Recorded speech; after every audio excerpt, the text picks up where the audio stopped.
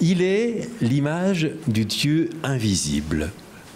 Et la question que je pose, c'est cette image, est-ce que ce n'est pas finalement celle que toute l'humanité porte, puisque Adam est créé à l'image et à la ressemblance, même si on sait bien que les pères, et Élie Roulet pourrait expliquer ça mieux que moi, ont beaucoup travaillé sur cette dimension d'image et ressemblance, et qu'est-ce qui est donné dans le Christ. Or, la foi du Concile de Nicée, cette foi, elle se nourrit à la fois de sources bibliques et de réinterprétations, avec le fameux « c'est-à-dire ». Vous voyez ici en 4e ligne du texte que j'ai pris dans le volume d'Albert Rigaud, le « c'est-à-dire ». C'est-à-dire de la substance du Père. Côté biblique, des expressions comme « tous les êtres visibles et invisibles » qui est en 2e ligne là-haut, ou bien « par qui tout a été fait », ce qui est dans le ciel et ce qui est sur la terre, vous voyez aussi en gras un peu plus bas, évoque nécessairement l'éloge du Fils aimé dans la lettre aux Colossiens, Colossiens 1, 15 à 20, et qui insiste aussi sur cette totalité. Tous les êtres, tout ce qui est fait, tout a été fait. Et dans la lettre aux Colossiens, on a quand même 8 fois l'adjectif « passe » en 6 versets. Et les Colossiens affirment qu'en lui ont été créées toutes les réalités dans les cieux et sur la terre, les visibles et les invisibles, même si d'autres sources, évidemment, du Concile sont reconnaissables. Michel Cannet me disait qu'il a écrit un texte qui sortira bientôt sur les sources bibliques du Concile de Nicée. Mais ce qui est sûr, c'est que, si j'en crois le cardinal Grillmayer, dans le gros livre, donc Le Christ dans la tradition chrétienne, que vous avez, si on regarde les textes pauliniens, aucun autre des hymnes christologiques du Corpus Paulinum n'a fourni à lui seul autant de sujets de direction continue entre les pères que Colossiens 1, 15 à 20. Il est question de Deikon, de Prototokos et d'Arché. Aucune parole de l'Écriture n'était plus importante pour les théologiens que cette parole-là. Aucune parole n'est plus importante que Colossiens 1, 15. Pourtant, les pères de l'Église ne vont pas reprendre ces mots-là pour professer leur foi. En effet, parler d'image, eikon, parler de premier-né, prototokos, ou de commencement, arché, ne serait-ce pas diminuer le Christ, lui assigner un début, et ainsi prêter le flanc aux critiques d'Arius et des siens, reprises dans les anathèmes du Concile, je viens de vous les rappeler, ceux qui disent c'est un temps où il n'était pas, et avant d'avoir été engendré, il n'était pas, ceux qui disent qu'il est devenu à partir de ce qui n'était pas, ou d'une autre hypostase ou substance. Donc ça, tout à l'heure, on va parler de ces mots d'hypostaséis et d'ousia avec Georges Carmanalis. Ceux qui affirment que le Fils de Dieu est susceptible de changement ou d'altération, ceux-là, l'Église catholique et apostolique, les anathématise. Voilà, que ce soit dit. Selon la chercheuse anglaise Jennifer Strawbridge, qui a publié en 2015 un livre qui s'appelle The Pauline Effect, The Use of Pauline Epistles by Early Christian Writers, donc elle s'intéresse à la place de Paul chez les auteurs chrétiens des premiers siècles. Elle a dépouillé un corpus d'environ 27 000 références, et vous avez sur le camembert un peu d'où ça vient, ces 27 000 références. Les textes les plus utilisés par les chrétiens avant Nicée sont d'abord, ça m'a un peu étonné, 1 Corinthiens 2, sur la question du psychique et du pneumatique, cet homme nouveau. Puis en deuxième, Colossiens 1, donc 673 références à Colossiens 1 dans les écrits des pères et des premiers écrivains chrétiens. Puis Philippiens 2, Éphésiens 6, 1 Corinthiens 15, et ça finit, elle s'est arrêtée à Romains 8. Alors quand j'ai fait l'enquête aux sources chrétiennes, on a à peu près la même chose, on a un tout petit peu moins dans Bible Index, bon, décidément, c'est toujours pas le bon PowerPoint, mais c'est comme ça.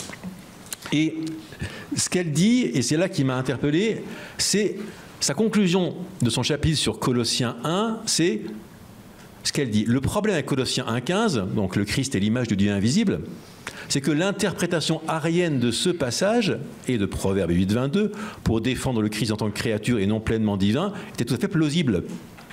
Et le problème pour Athanase et ses sympathisants, c'est que le sens fondamental de Colossiens 1,15 conduit à l'arianisme.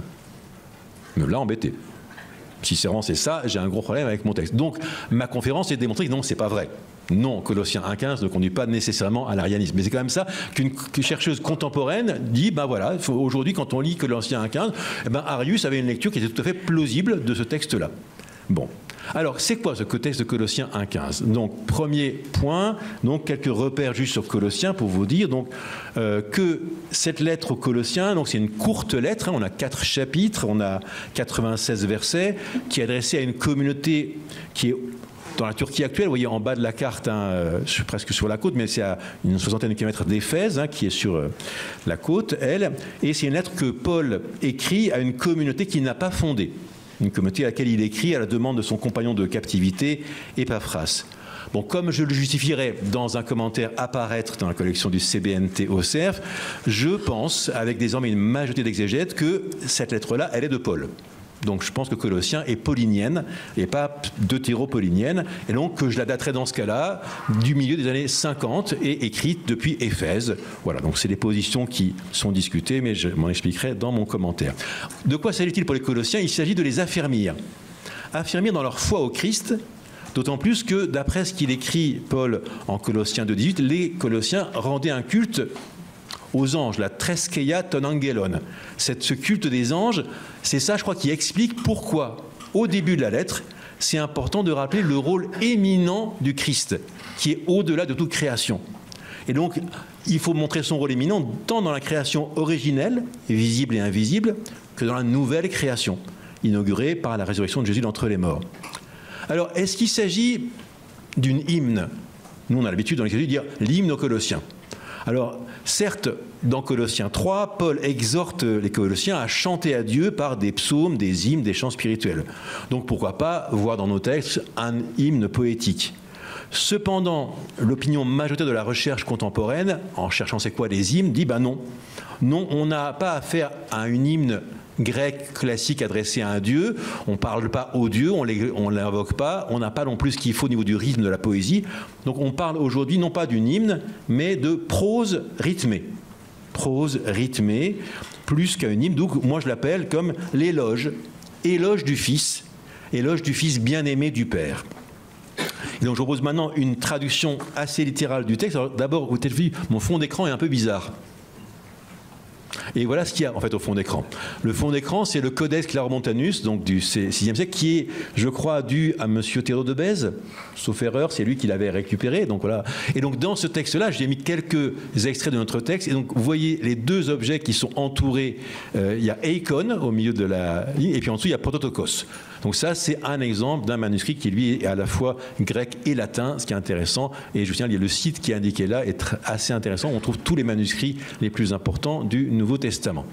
Bon, ma traduction, donc, va s'appliquer à comprendre ces questions de Eikon et Prototokos, et c'est ça que je ferai aussi dans mon cours. Donc, le cours de mon... Oui, mais ça, c'est toujours la même chose. Hein. On ne se change pas. Allez. Donc, lisons le texte. Si vous voulez, on va dire du verset 13 dans Colossiens 1. Donc, le Père nous a délivrés de l'autorité de l'obscurité. Il nous a transférés dans le royaume du Fils de son amour, en qui nous avons le rachat, la remise des péchés. Lui qui est image du Dieu invisible, primo engendré de toute création, car en lui ont été créées toutes les réalités dans les cieux et sur la terre, les visibles et les invisibles, soit trône, soit seigneurie, soit prince ou autorité. Elles toutes sont créées par lui et en vue de lui. Et lui-même est avant toute réalité. Et elles toutes en lui ont leur cohérence, et lui-même est la tête du corps de l'Église. Lui qui est prince, primo engendré par partir des morts, afin qu'il prime en tout, lui. Car en lui, le Père s'est plu à ce qu'habite toute la plénitude, et par lui, réconcilier toute réalité en vue de lui, ayant fait la paix par le sang de sa croix, par lui, soit celle sur la terre, soit celle dans les cieux. Alors, du point de vue des acteurs du texte, donc Colossiens 1, 15 à 20, les premières et deuxièmes personnes, je, tu, vous, nous, ne sont pas là. Juste avant, on les a, versets 13 et 14, on l'a, et juste après, on va retrouver de fait un vous et un je, mais dans nos versets 15 à 20, on n'a pas ces personnes grammaticales première et deuxième. Donc ça permet de délimiter notre passage. On va bien s'intéresser à Colossiens 1, 15 jusqu'à 20. Et puis, on a aussi donc la place, ce qui est dans le texte, c'est donc la place du Père, du Fils et de l'ensemble du créé, avec ce syntagme, terre et cieux. Terre et cieux qu'on trouve au début, et on trouve aussi à la fin, dans les cieux, sur la terre et dans les cieux, donc comme une réponse entre le verset 16 et le verset 20. Si on parle de prose rythmée, c'est qu'on repère des répétitions. Je l'ai mis en gras dans le texte. Vous voyez, lui qui est, au verset 15, lui qui est, au verset 18b. Il est primo-engendré, verset 15, primo-engendré, verset 18. Car en lui, verset 16, car en lui, verset 19. Donc on a ces éléments-là qui, en grec, sont assez nets. Et donc, ce qui me permet d'avoir, en fait deux strophes principales. La première strophe qui parle plutôt de la création, la deuxième strophe qui parle plutôt de la résurrection et de la réconciliation cosmique, puisque l'ampleur de ce que fait le Fils, ça dépasse seulement l'humanité. Ça touche toute la réalité, toute la création, qui est là présente au début comme à la fin. Et entre les deux, il y a une transition, qui vient de passer du temps des origines au temps des destinataires de la lettre. Ceux qui ont reçu cette lettre, ceux qui vont recevoir la lettre, Paul dit qu'ils ont mis leur foi dans le Seigneur Jésus-Christ, en Colossiens 1, 4. Et qui sont appelés, comme Paul l'écrit plus loin dans sa lettre, à se revêtir du nouvel être humain. En Colossiens 3, se revêtir du nouvel être humain qui se renouvelle en vue de la vraie connaissance selon l'image de celui qui l'a créé. Selon l'image. Et là, c'est sûr que si on va voir la traduction grecque de la création de l'humanité en Genèse 1, dans l'hébreu, on a, de fait, il est créé B'Tselem Elohim dans une image, mais le grec parle d'un kata.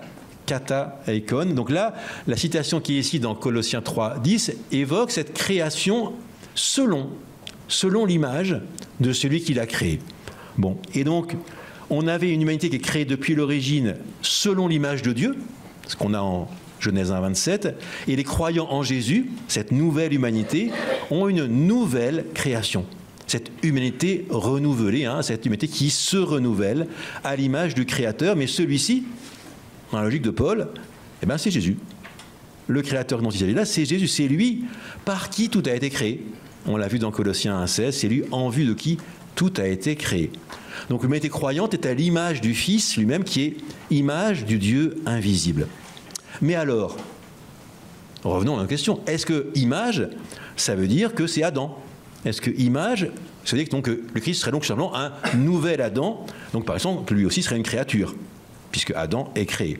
Donc cherchons maintenant à éclaircir ce point sur l'affirmation qu'il est le Fils de l'amour du Père, image du Dieu invisible. Alors ce mot d'image, il faut déjà l'interroger.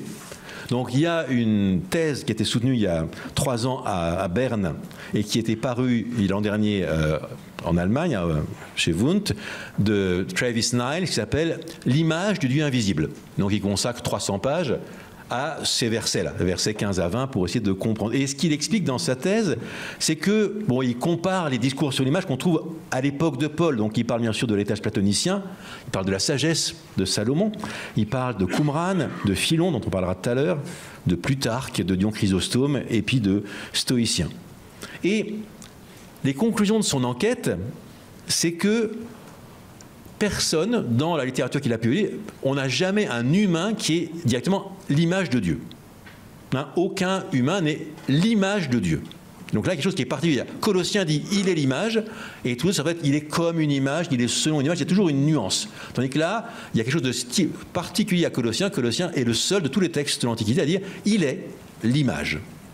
Ensuite, deuxième chose, parce qu'avant, il dit chez Philon, on a selon l'image de Dieu, ou bien dans Sagesse 2.23, on a qu'il est image de la propre nature de Dieu. Donc on a une image, mais de quelque chose d'autre, pas de Dieu, mais il y a toujours un petit écart pour dire oui, mais non, attention, c'est quand même des créatures. Bon. Deuxième point que fait Niles, c'est dire une image, c'est évident, ça porte à la fois une proximité et une distance. Une image, ça porte une proximité, ça reflète quelque chose, mais il y a aussi cette distance. Et donc, il n'y a pas d'identité entre l'image et l'objet. Donc, il montre des textes antiques qui disent si j'ai eu une image de Monseigneur de Germay dans ma sacristie, ça n'est pas Monseigneur de Germay. Mais voilà, vous voyez bien la différence. Il y a une image, mais c'est important. Donc, et puis, troisième chose, ce qui montre, c'est qu'il y a de plus en plus une valorisation des images comme porteuses d'un enjeu théologique, d'un enjeu même sotériologique et d'un enjeu éthique. C'est-à-dire que dire qu'on est à l'image, dans les philosophes stoïciens, mais aussi chez les aristotéliens, ça a un enjeu éthique. Être à l'image, ça renvoie à un appel. Il y a une dimension d'engagement parce qu'on est à l'image d'eux. Voilà. Et donc, il y a dans la salle quelqu'un qui a beaucoup travaillé ça, qui est Élie Roulet, puisque sa thèse s'appelle, vous l'avez là à l'écran, de l'image à l'image. Et donc, bien sûr, dans sa thèse, il y a un chapitre sur la Bible, sur la Genèse et sur les textes pauliniens, entre autres. Mais après, bien sûr, lui, son cœur de métier, c'est Maxime, le confesseur. Donc, c'est vrai que la thèse porte principalement sur ce qui se joue sur Maxime. Mais c'est vrai que, voilà, on a ces enjeux-là. Et donc, quand Élie Roulet, lui, au-delà de ce que... Enfin, ailleurs que ce qu'a fait Niles Travis, lui, il va aussi vers Plotin, bien sûr. Il est un peu plus loin, les moyens platonistes, et on retrouve donc là aussi la thématique de l'image et l'enjeu d'un enjeu éthique. Je crois que cette image, elle a une dynamique d'éthique, et donc c'est-à-dire que si on dit que le Christ, le Fils, qu'il est l'image du Dieu invisible, ça a des implications non seulement de l'ordre de la connaissance, qui est-il, mais que m'appelle-t-il à faire ? Savoir qu'il est l'image, ça a des conséquences éthiques et pas seulement gnoséologiques.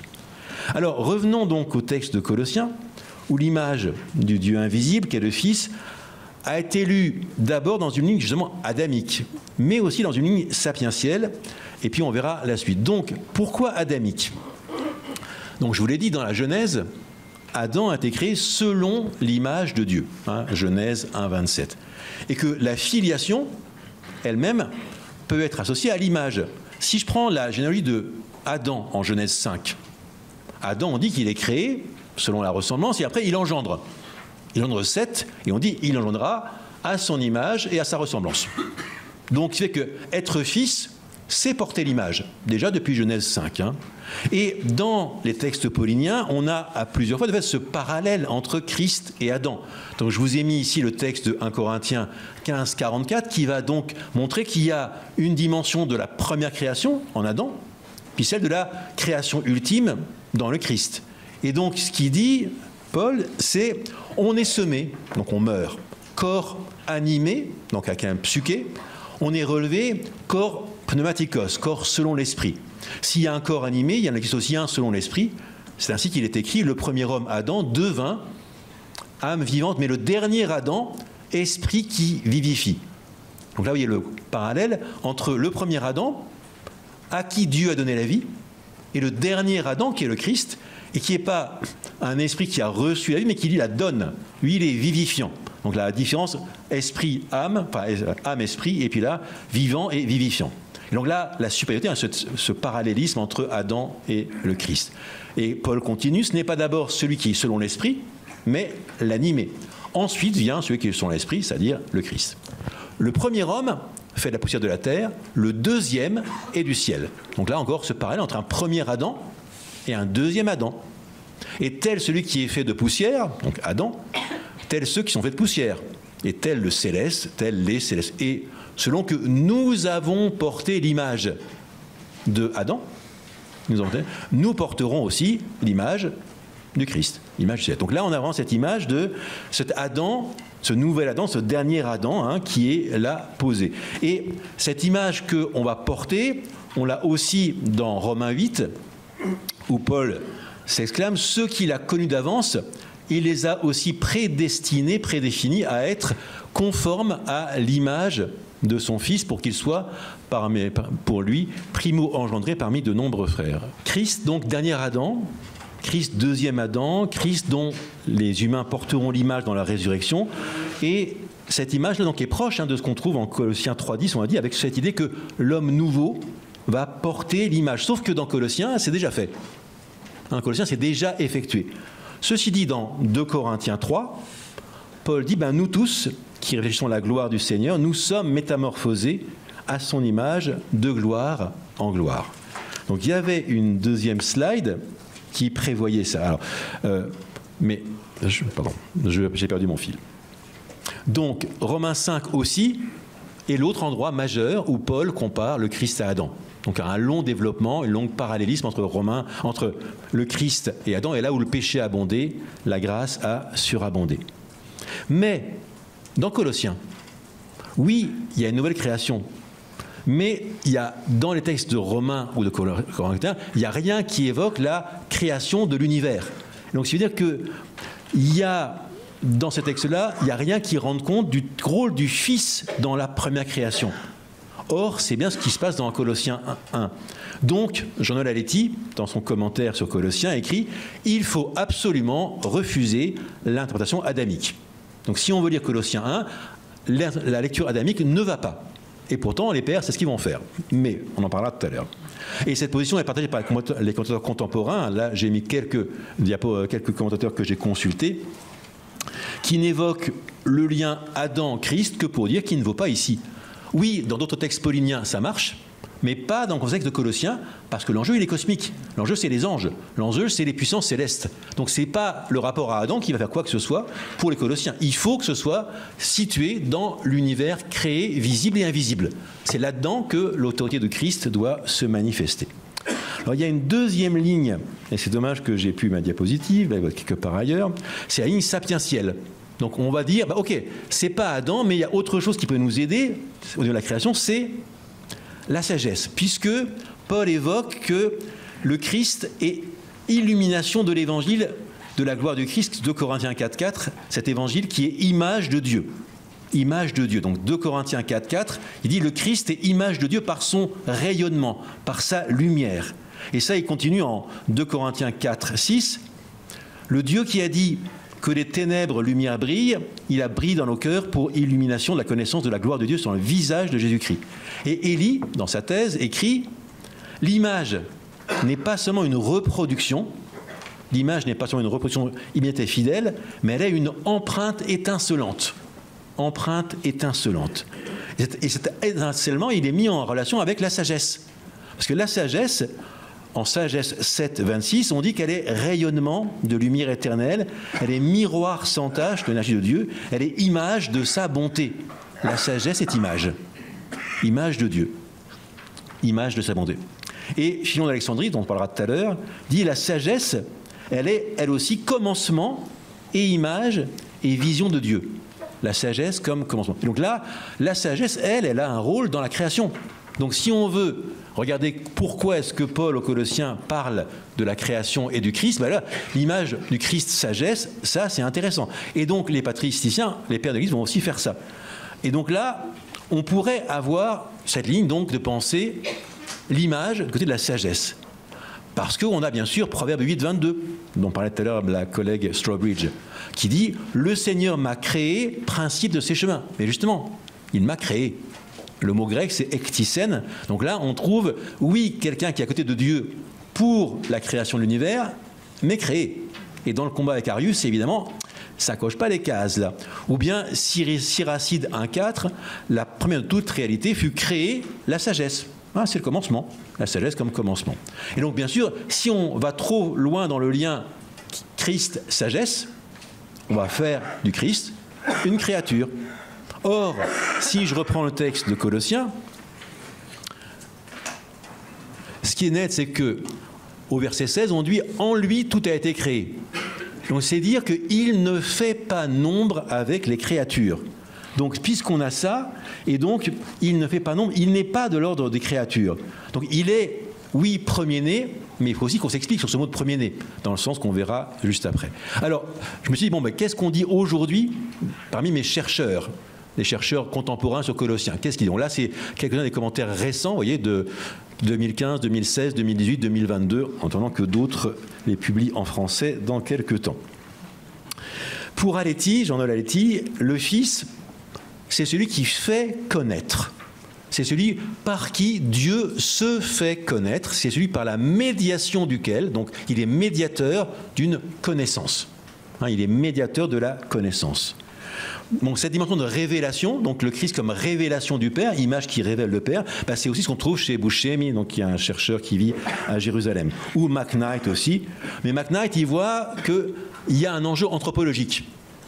Et cet enjeu, il va rejoindre la question éthique dont je parlais tout à l'heure. Puisque si le Fils est image, les humains sont créés, recréés à cette image. Et donc ce que le Christ a vécu avec la croix, ça va amener aussi à ce que les croyants le vivent aussi à la suite de cette image-là. Donc l'image a des conséquences pas seulement de savoir, mais d'enjeux de déploiement éthique.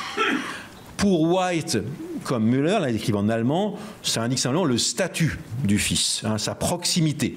Image comme proximité et pas comme distance et pas son éloignement. Et enfin, pour Niles, donc je parlais tout à l'heure, l'image c'est le mystère enfin révélé que Paul déploiera dans les versets suivants. Il ne s'agit pas seulement de montrer quelque chose, mais d'affirmer que Dieu ne reste pas caché. Dieu ne reste pas caché, il se fait connaître et cela a des conséquences éthiques. Dernière partie, alors le primo-engendré. Donc le mot c'est prototokos, et en tant que tel, ce mot-là, il ne se trouve ni dans la mythologie, ni dans la philosophie grecque, ni chez Philon. Donc c'est un mot qu'on va trouver, alors il existe dans la Bible, hein, il est bien présent. Et en tant que tel, protos, donc le premier, prototokos qui est engendré, on pourrait dire, ben voilà, est-ce que c'est une primauté, est-ce que c'est une éminence, est-ce que c'est un commencement absolu, ou bien est-ce que c'est le début d'une série? Si je reprends un texte que vous connaissez bien, dans Luc, chapitre 2, verset 7, Marie mit au monde son fils premier-né, prototokos. Et ce premier-né, eh ben, il faut toujours se débrouiller avec ça. Est-ce que ça veut dire qu'il est le seul, il est le premier, celui qui a ouvert la matrice, et donc là, c'est le premier, mais ça veut dire que c'est une série? Est-ce qu'après lui, il y a des frères et sœurs de Jésus? On sait bien que là-dessus, la question, on se la pose encore et encore, selon nos églises aussi. Bon, si je reviens sur ce mot de prototokos dans l'Ancien Testament, on l'a 127 fois. 127 fois, donc c'est un mot qui est important dans la tradition biblique, souvent au sens littéral. Le fait, le premier-né de tel roi, le premier-né de telle famille. Le premier-né, en plus, c'est l'aîné. Comme c'est l'aîné, il a une autorité. C'est ce que dit Aletti. Hein. Et puis sur l'héritage, il a une priorité. Donc l'héritage de l'aîné peut être partagé, mais c'est lui quand même, comme premier-né, qui a une priorité. Sauf que quelquefois, Dieu l'emploie à propos de son peuple. Exode 4, 22, il dit « Israël est mon premier-né ». Ou bien il parle du roi Messie, en Psaume 89, 27, voilà, il sera mon premier-né parmi les rois de la terre. Et là, c'est pas que Dieu va engendrer d'autres rois, ni d'autres peuples, mais c'est que c'est lors d'une élection, donc lors d'une mise à part, d'une primauté et non d'un engendrement. Et ici, dans Colossiens 1, dans l'éloge du Fils en Colossiens 1, il est à la fois le premier-né, le primo engendré de la création, mais aussi des morts, par la résurrection. Et l'enjeu, dit Paul, c'est qu'il faut qu'il soit le premier. Il faut qu'il prime lui. Ça, c'est Colossiens 1, 18.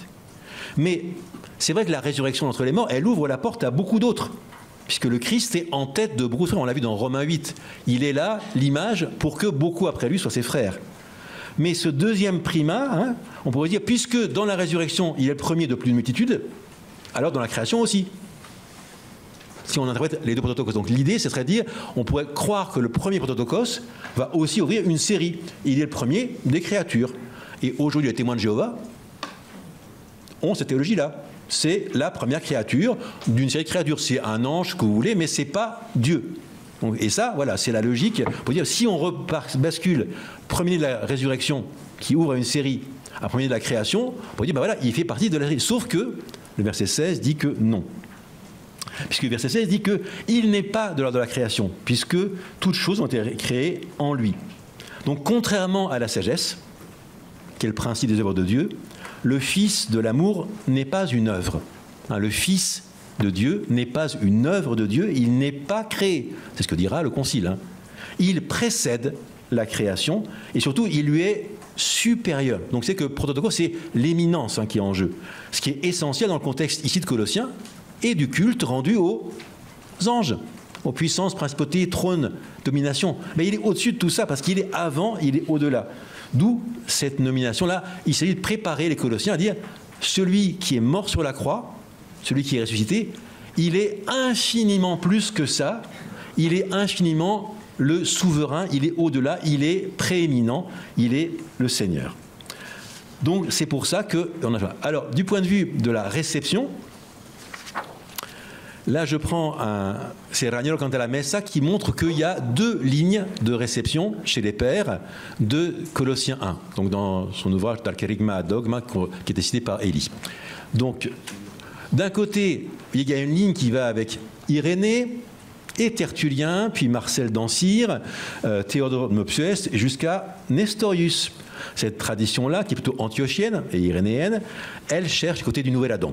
Donc là, la colonne donc, que vous voyez la plus à droite, c'est du côté du Nouvel Adam, ou bien du second homme de 1 Corinthiens 15. Pour eux, l'image de Dieu, c'est le Christ en tant que verbe incarné. hein, le Christ en tant que Verbe incarné, ou Dieu-homme, ou bien, pour les antiochiens, que homme uni à Dieu. On est donc une image qui révèle le Père, une image qui révèle le Père, et qui entraîne à une imitatio Christi. Donc on trouve l'enjeu éthique. Donc ça, c'est la ligne, donc Irénée, Marcel Dancier, Théodore Sueste et Nestorius. Côté Adam. Puis il y a l'autre ligne, celle d'Origène, qui va vers Origène et subdivise en deux branches, une orthodoxe avec Alexandre, d'Alexandrie, hein, Athanase, les Cappadociens, Hilaire et Chrysostome. Et puis, d'origine aussi, toujours à Alexandrie, il y a Arius. On est à Alexandrie avec Arius. D'où aussi, après lui, donc Astérius et Eusèbe de Césarée. Cette tradition alexandrine, elle règle l'image à la lumière du Logos.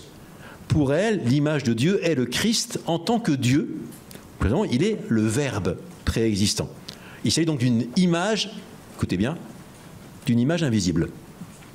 Je répète, on a ici, avec les Origènes et les autres, parce que la sagesse, elle est invisible. Et donc l'image invisible du Dieu invisible. C'est ça que rajoute donc cette ligne-là. Et donc, c'est une image spirituelle que seule l'intelligence, que seul l'esprit peut faire connaître.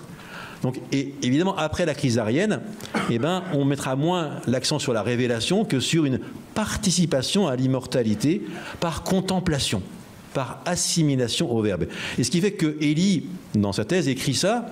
Donc on a, je reprends ce que je viens de dire, hein, une première interprétation qui est celle d'Origène, hein, le Verbe en tant que préexistant, qui est désigné par Paul en Colossiens 1,15, en tant qu'image invisible de Dieu invisible, et à côté de cette interprétation apophatique de l'image appliquée au Verbe, donc cachée, hein, verra le jour une impression cataphatique de l'image, qui considérera cette fois que c'est le Verbe en tant qu'incarné. Donc deux lignes, hein, une ligne Verbe préexistant, une ligne Verbe incarné, qui est image visible de Dieu invisible, qui est visée en Colossiens 1,15.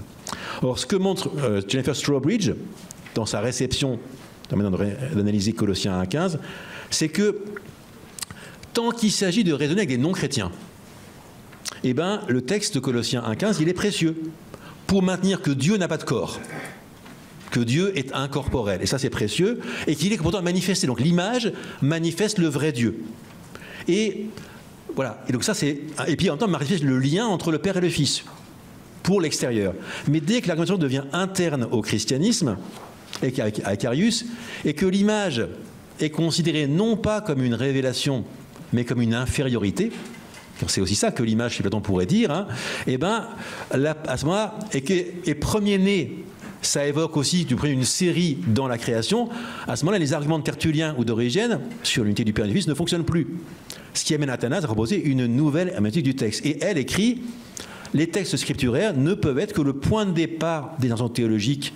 Et le poids, désormais, n'est plus mis sur le sens fondamental des mots bibliques, mais sur la règle de la foi. Donc, ce qui est prioritaire, désormais, c'est la règle de la foi, qui est la clé de lecture de la Bible. Donc, c'est ça qu'elle voit comme changement autour de Nicée. Concluons. Le Christ est-il un autre Adam ? Si c'est la conviction de Paul dans 1 Corinthiens, dans Romains, à condition qu'on mette l'accent sur autre, hein, il est vraiment autre que Adam. Il est autrement Adam que Adam, puisque le dernier Adam vit la puissance de l'Esprit Saint. Ce n'est pas ce qu'on a dans Colossiens. Donc, dans Colossiens, Christ n'est pas un autre Adam. Dans ce texte, la comparaison n'est plus avec l'humanité, même originelle, mais avec les puissances angéliques, qui ne sont que des créatures dont la structure n'est pas sans invoquer le symbole de Nicée, profession de foi. Pardon, je vais y arriver, j'ai rajouté une ligne, excusez-moi. Ce sont que des créatures, alors que le Fils est artisan de la création. Hein ? Les anges sont des créatures, et le Fils, lui, il est artisan de la création, tout comme déjà dans 1 Corinthiens 8. Texte dont la structure n'est pas sans évoquer le symbole de Nicée, que je vous avais ici à l'écran. C'est comme ça que je finis. Pour nous, un seul Dieu, le Père, de qui toute réalité est nous vers lui. Et un seul Seigneur, Jésus-Christ, par qui toute réalité est nous par lui. Je vous remercie.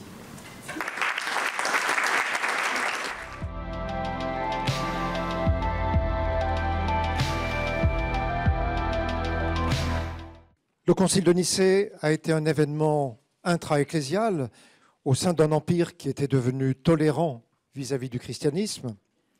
Son symbole de foi n'en impliquait pas moins, en son temps déjà, une prise d'opposition par rapport au monothéisme juif comme par rapport aux croyances héritées de l'Antiquité gréco-romaine. La foi trinitaire dont il était l'expression a été en tout cas comprise en ce sens par certains pères de l'Église du IVe siècle. Par exemple, pour Basile de Césarée, la foi trinitaire telle qu'elle a été professée par le Concile de Nicée s'oppose d'un côté à la doctrine monarchienne de Sabellios qui, par sa manière de ne pas reconnaître une distinction réelle entre le Père, le Fils et l'Esprit, rejoignait à sa façon le monothéisme strict du judaïsme, et elle s'oppose d'autre part à l'hérésie néo-arienne d'Eunom qui, en disant le Fils dissemblable au Père et en le vénérant néanmoins comme Dieu, introduisait en fait deux divinités dont l'une était comprise comme supérieure à l'autre, et par là même cela rejoignait le polythéisme. Ce bref rappel invite à s'interroger sur la manière dont le symbole de Nicée peut être compris aujourd'hui même dans le contexte de la théologie des religions. La perspective doit être certes très différente de celle des auteurs anciens. Les églises chrétiennes sont désormais habitées par l'exigence d'un absolu respect vis-à-vis de ceux et celles qui croient autrement. Cette exigence qui a été solennellement affirmée par la déclaration Nostra Aetate du Concile Vatican II. Néanmoins, le pluralisme religieux de notre époque exige paradoxalement que chaque religion puisse rendre compte de ses propres doctrines en présence des autres. Il est donc essentiel que la théologie chrétienne puisse dire, entre autres, ce qui fait la singularité irréductible de la foi trinitaire et christologique parmi les traditions religieuses de l'humanité. C'est cette tâche que je voudrais très brièvement esquisser. Je ne dirai rien ici de la position du Concile de Nicée par rapport au judaïsme, il en sera question dans d'autres interventions de ce colloque.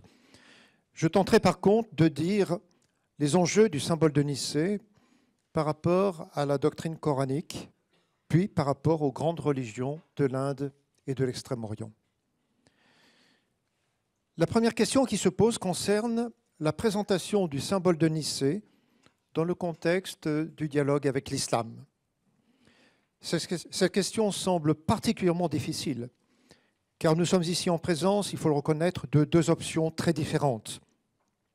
Le symbole de Nicée professe la foi au Père, au Fils et à l'Esprit, une foi trinitaire, là où le Coran n'admet pas que l'on puisse associer Jésus, Issa et l'Esprit au Dieu unique.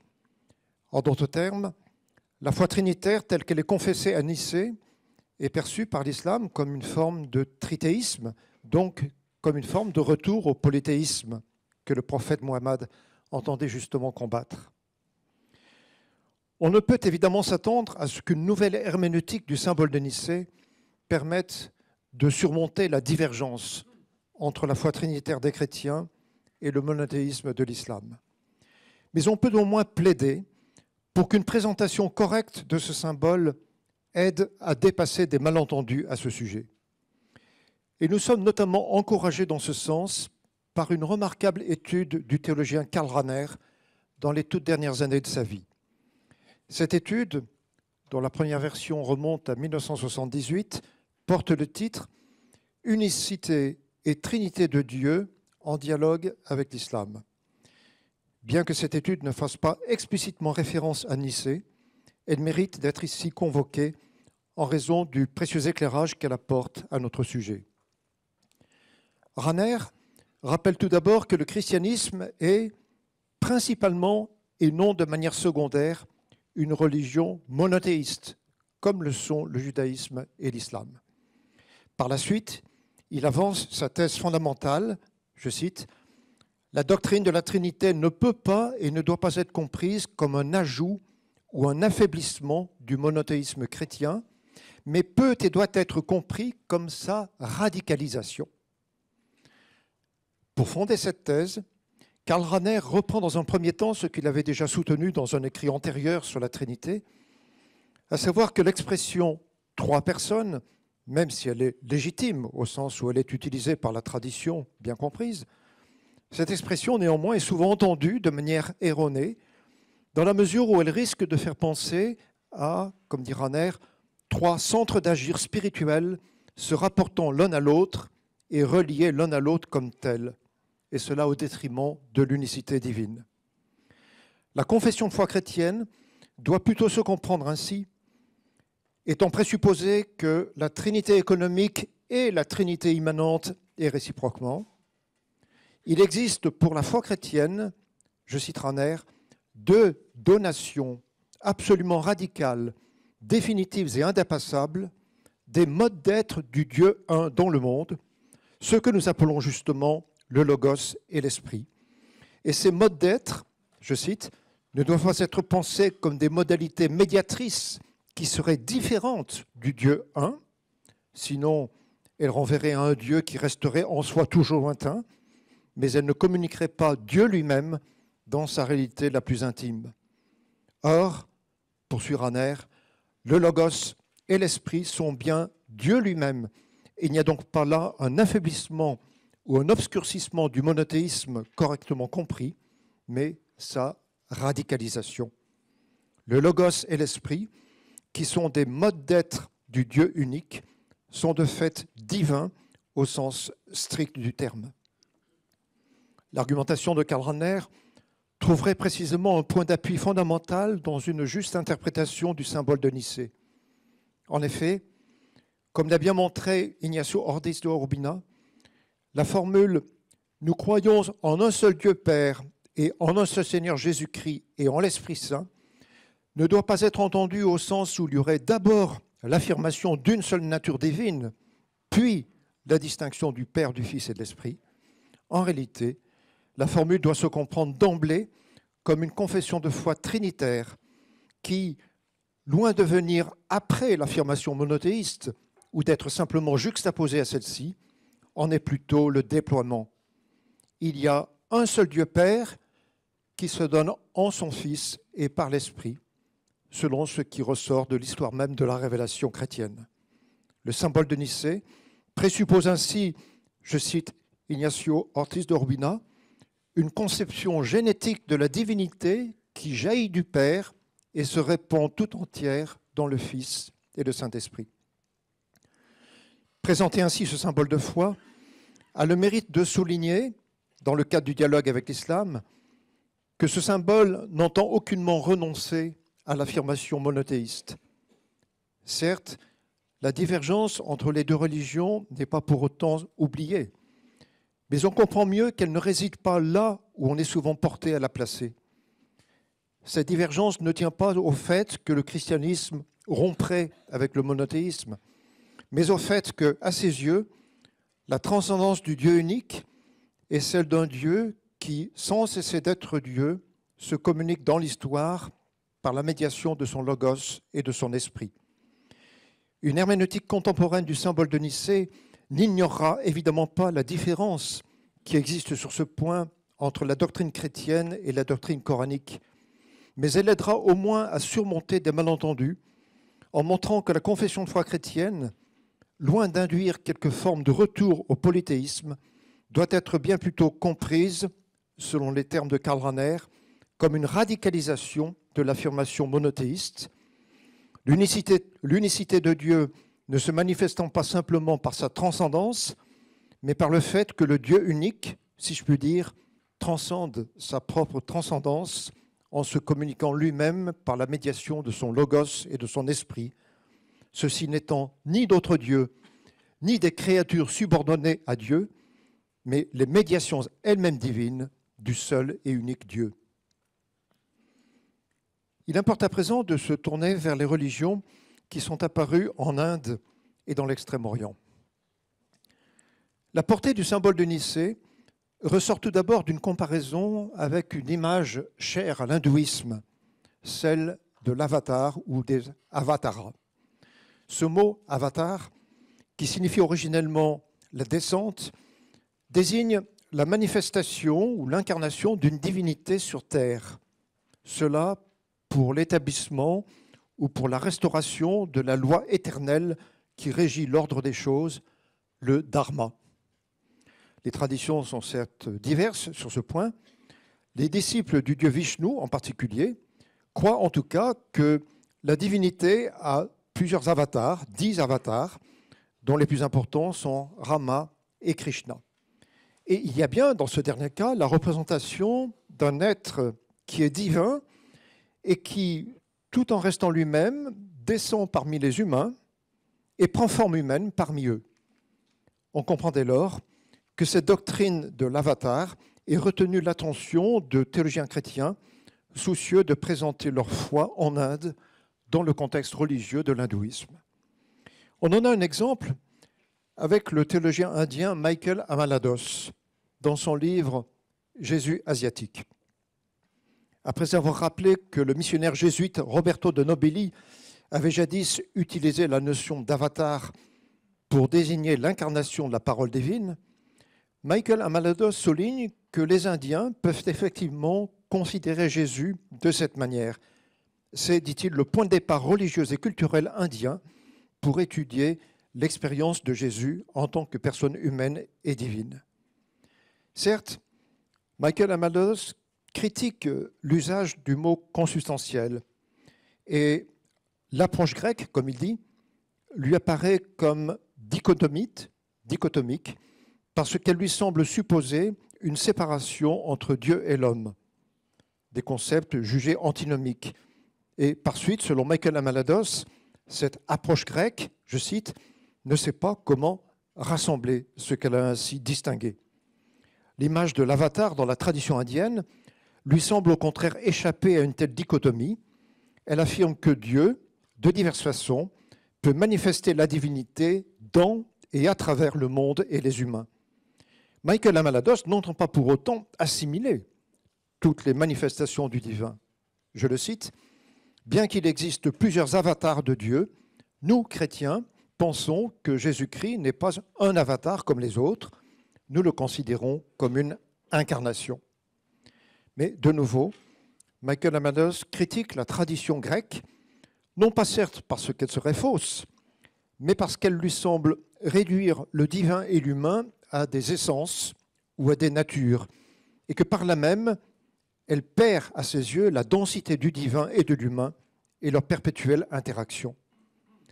Michael Amalados ajoute même, non sans audace, la controverse avec les Ariens n'aurait pas pu avoir lieu en Inde, puisque Dieu devenant humain n'aurait pas été vu comme une impossibilité.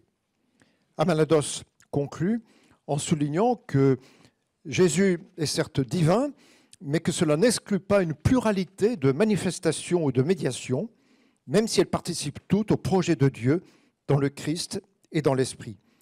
Je cite ce théologien indien. « Si l'Esprit de Dieu et du Christ est présent et actif dans d'autres religions, cette présence devra se manifester d'une façon historique à travers des personnes et des événements. Ce sont toutes des manifestations des avatars de Dieu, du Verbe et de l'Esprit. C'est pourquoi Jésus, en tant qu'avatar, semble être une image plus inclusive, bien qu'il soit un avatar particulier. Il est vrai de dire qu'il existe plusieurs avatars et que Jésus est un avatar particulier, spécial, de l'incarnation. Mais, ajoute Amalados, nous ne pouvons pas dire qu'il existe plusieurs incarnations et que Jésus en est une. L'avatar est une catégorie plus inclusive que l'incarnation. Fin de citation. Cette réflexion de Michael Amalados est sans doute de grand intérêt dans la mesure où elle représente en quelque sorte un essai d'appropriation du dogme chrétien dans le contexte spécifique de la tradition indienne ou hindoue, et cela en appliquant au Christ la notion d'avatar qui est si parlante au regard de l'hindouisme. On pourrait certes discuter sa vision un peu dépréciative du mot consubstantiel ou plus largement de ce qu'il appelle l'approche grecque du mystère. On devrait, me semble-t-il, plutôt se réjouir de ce que la foi au Christ, vrai Dieu et vrai homme, ait pu, entre autres, s'exprimer dans le langage hérité de la tradition grecque, même si la notion d'avatar peut être légitimement privilégiée dans le cadre de la tradition indienne. Quoi qu'il en soit de cette remarque, il me semble important d'observer surtout que le propos du théologien indien Michael Amalados inverse en quelque sorte la perspective dominante du symbole de Nicée. Michael Amalados raisonne en effet de la manière suivante. La notion d'avatar doit être entendue dans un sens unique à propos du Christ, mais il existe par ailleurs bien d'autres manifestations du divin dans le monde. Or, la pointe du symbole de Nicée était plutôt à l'inverse de dire, contrarius, le Christ n'est pas une créature parmi d'autres, mais il est lui-même vrai Dieu, de vrai Dieu, et donc unique par rapport à tous les êtres humains. Il s'agit d'une différence d'accent, et l'on comprend bien que, dans le contexte de la tradition hindoue, Michael Emanados souligne particulièrement l'insertion de Jésus avatar dans un monde marqué par d'autres manifestations du divin. Mais la portée originale du symbole de Nicée est précisément de rappeler que cette nécessaire attention aux multiples manifestations de Dieu dans le monde créé ne doit pas empêcher de reconnaître l'unicité de l'incarnation en tant que celle-ci est la descente ou le devenir homme de celui-là même qui est l'unique engendré, c'est-à-dire de la substance du Père, vrai Dieu de vrai Dieu, engendré, non pas créé, consubstantiel au Père. Si nous nous tournons à présent vers les traditions de l'Extrême-Orient, nous pouvons d'abord nous interroger sur la portée du symbole de Nicée par rapport à l'héritage du confucianisme. Comme on le sait, un certain nombre de missionnaires chrétiens se sont volontiers appuyés sur celui-ci, et d'abord parce qu'ils y voyaient moins une religion qu'une sagesse ou une morale susceptible d'être partiellement assimilée par le christianisme. On a d'ailleurs relevé diverses parentés entre Confucius et Jésus. Sans vouloir entrer ici dans la question jadis controversée des rites chinois, étaient-ce seulement des pratiques humaines, culturelles, ou impliquaient-elles des croyances religieuses qui étaient comme telles incompatibles avec le christianisme? On peut au moins reconnaître qu'une rencontre est possible sur le terrain de l'existence humaine, et notamment de l'éthique, entre certains enseignements de Confucius et telle ou telle parole de Jésus dans son existence humaine.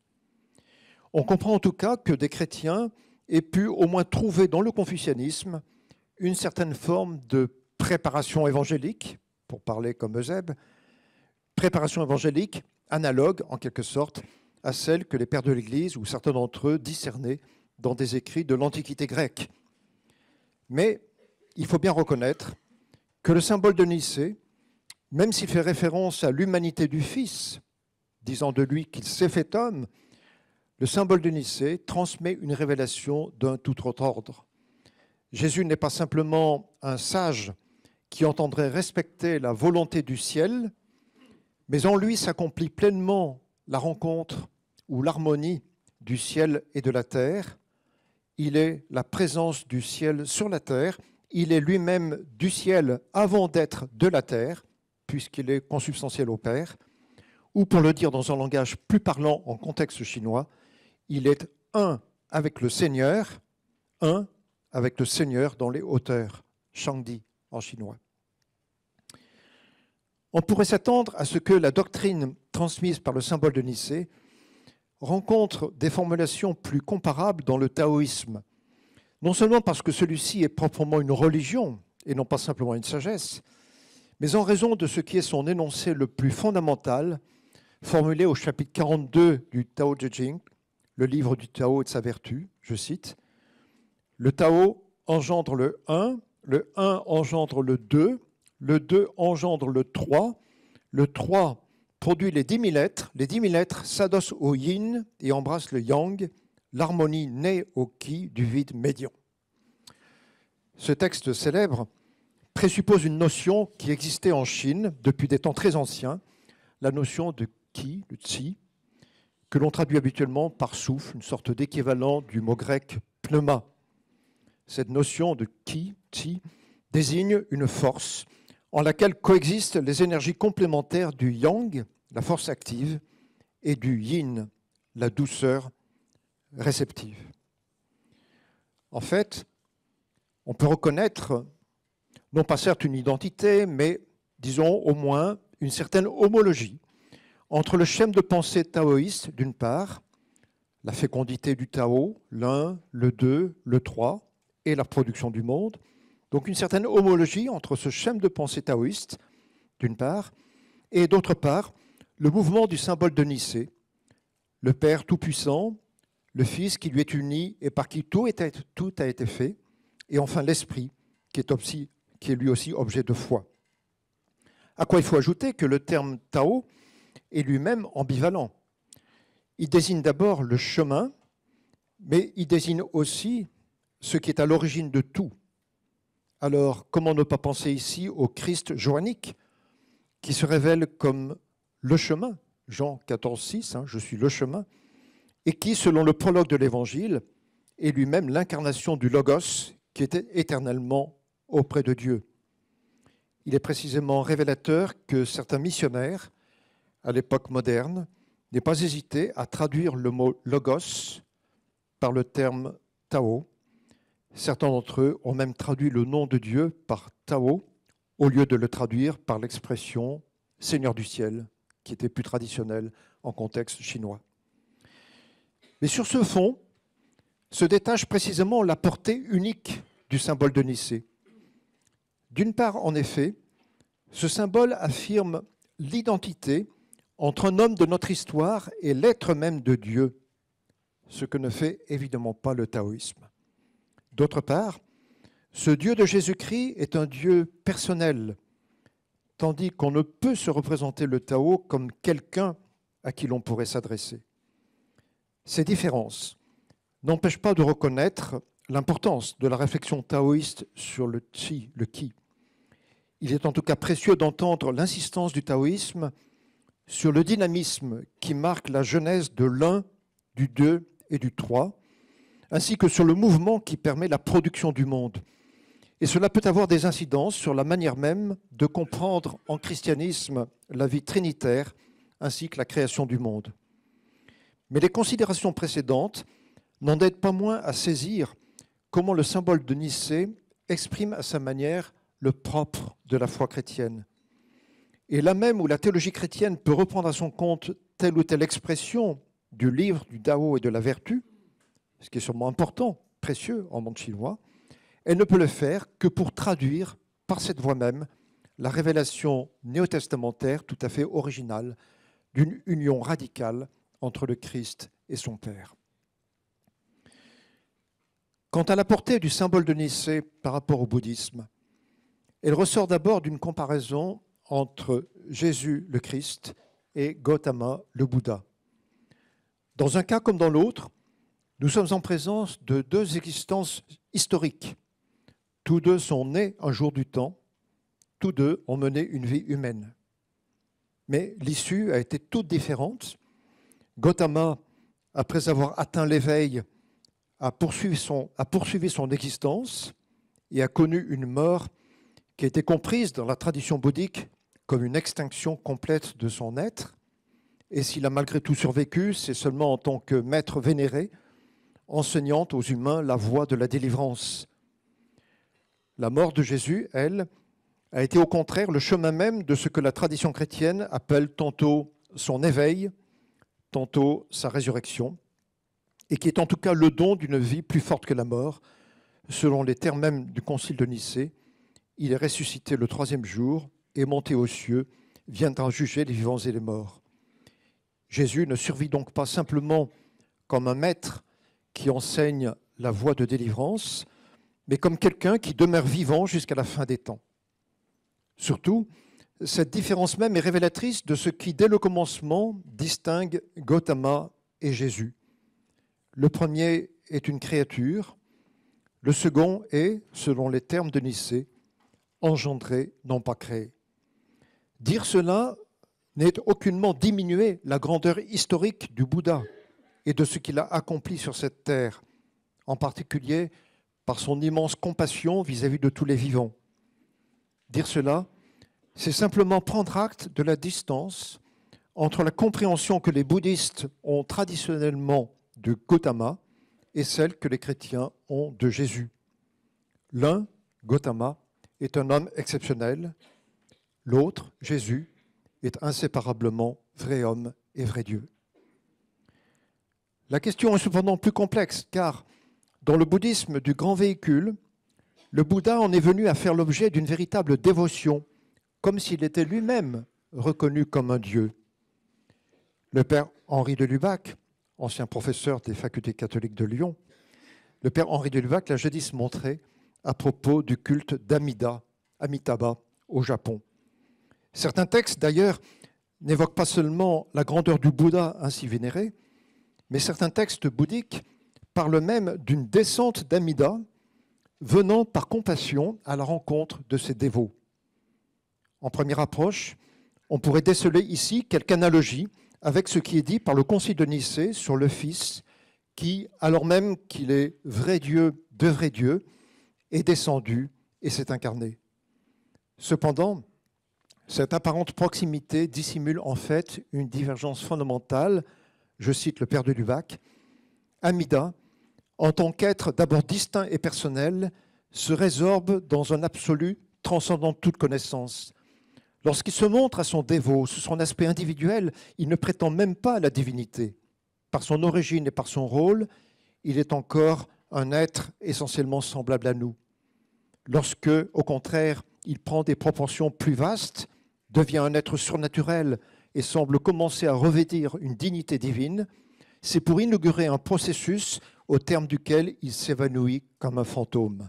Dans le principe cosmique ou supracosmique qu'il reçoit, sa personnalité n'est pas sublimée, mais abolie. Fin de citation. Certes, l'expérience spirituelle des dévots d'Amida est infiniment respectable, mais l'hommage qu'on peut lui rendre ne doit pas occulter la différence essentielle entre le Christ, qui est éminemment personnel, et le Bouddha, dont la destinée ultime est dans l'extinction totale de soi.